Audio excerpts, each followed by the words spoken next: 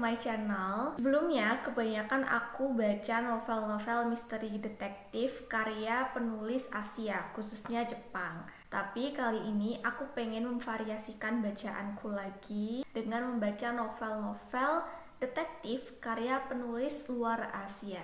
Dalam konteks ini, aku akan bahas salah satu serial karya Robert Galbraith atau J.K. Rowling. Nah, aku tuh tahu J.K. Rowling punya nama pena lain yaitu Robert Galbraith dari Kak Aya.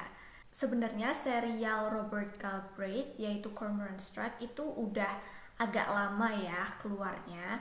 Bahkan tahun ini kalau nggak salah bulan lalu itu baru aja rilis buku ke-6-nya, which is bisa disimpulkan bahwa aku cukup telat untuk bahas serial ini. Tapi it's better late than never. Dan sekarang aku akan bahas serial pertama dari Cormoran Strike yang berjudul The Cuckoo's Calling. And without any further ado, langsung aja yuk ke reviewnya. Untuk serial pertamanya menceritakan tentang seorang supermodel Inggris bernama Lula Landry yang ditemukan tewas terjatuh dari lantai 3 flatnya.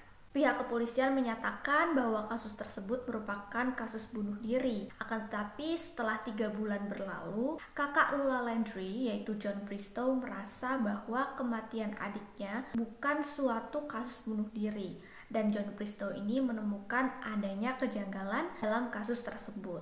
Yang kemudian membawa John Bristow ini menemui detektif partikelir si Cormoran Strike. Di sini kita akan mengikuti bagaimana proses penyelidikan kasus tersebut yang dilakukan oleh Cormoran Strike dan juga sekretarisnya Robin Elcott. Kira-kira itu tadi adalah gambaran garis besar cerita atau sinopsis dari novel serial Cormoran Strike yang pertama, yaitu The Cuckoo's Calling. Sekarang kita akan masuk ke poin-poin reviewnya.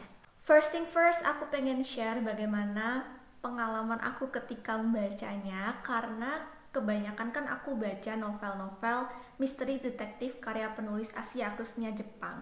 Dan ketika baca novel ini tuh rasanya kayak berbeda drastis dari segi latar yang diambil, pembangunan karakter-karakternya, latar belakang tiap karakter, pokoknya setiap aspeknya itu bener-bener berasa deh bedanya. Vibes-nya juga beda banget.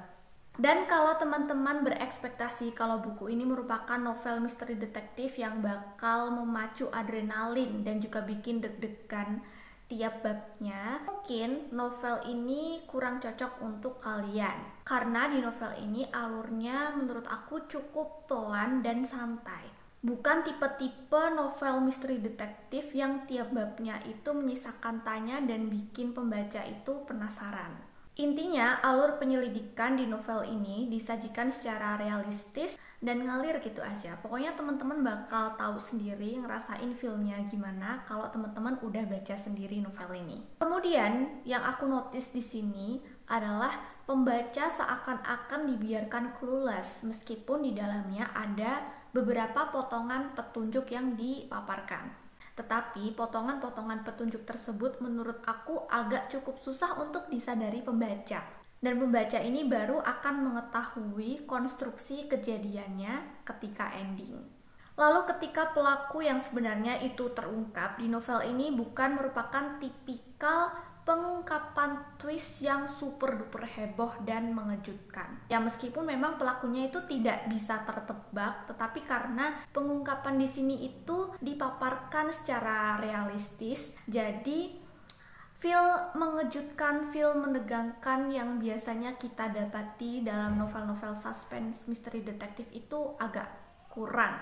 Konflik di novel ini pun bukan konflik yang menanjak secara signifikan, sehingga untuk teman-teman yang baru pertama baca series ini mungkin akan merasa agak bosan sih. Aku pun begitu, pernah ada di titik bosan ketika baca novel ini, dan aku mengira kalau buku ini bakal jadi buku DNF-ku. Karena jujur butuh lumayan lama untuk aku bisa membaca dan menghabiskan novel ini, sebab yaitu alurnya itu terbilang cukup pelan dan konfliknya itu tidak begitu ketara. Kalau kata aku ya, novel ini tuh semacam cerita-cerita slice of life tapi versi detektif. Soalnya di sini kita nggak cuma disuguhkan dengan fokus penyelidikan atas kematian Lula Landry, tapi kita juga akan mengikuti bagaimana sisi kehidupan pribadi si detektif partikelir yaitu Cormoran Strike, bagaimana kesehariannya, kemudian masalah apa yang sedang dilalui, dan juga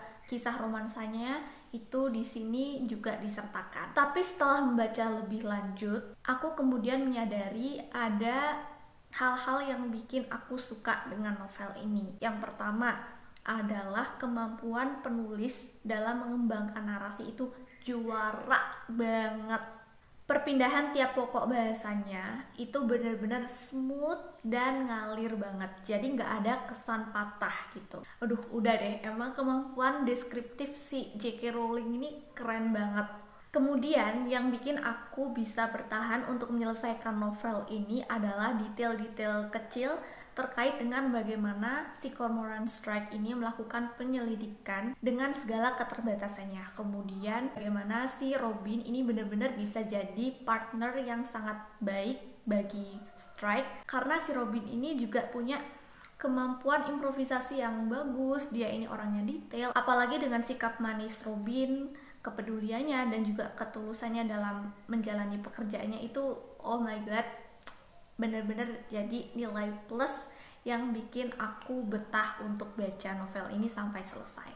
Dan untuk series Cormoran Strike pertamanya Robert Galbraith yaitu The Cuckoo's Calling, aku kasih rate 4 dari 5 bintang, dan aku excited banget pengen baca series selanjutannya karena aku juga beneran kepo, pengen ngikutin kisah dari Cormoran Strike dan juga Robin Ellicott. Nah, gimana nih buat temen-temen yang udah pernah baca serial ini, gimana kesannya? Bisa sharing di kolom komentar ya. And I think that's all for today's video. Makasih buat teman-teman yang sudah nonton. Semoga bermanfaat dan bisa menambah referensi bacaan teman-teman di rumah. Kalau teman-teman suka video seperti ini, jangan lupa juga untuk klik like-nya, subscribe untuk yang belum subscribe, nyalain lonceng notifikasinya, supaya teman-teman tidak ketinggalan video baru dari aku. Dan kalau teman-teman pengen request, pengen diskusi, silahkan ya ke kolom komen di bawah. And I'll see you guys on my next video. Annyeong!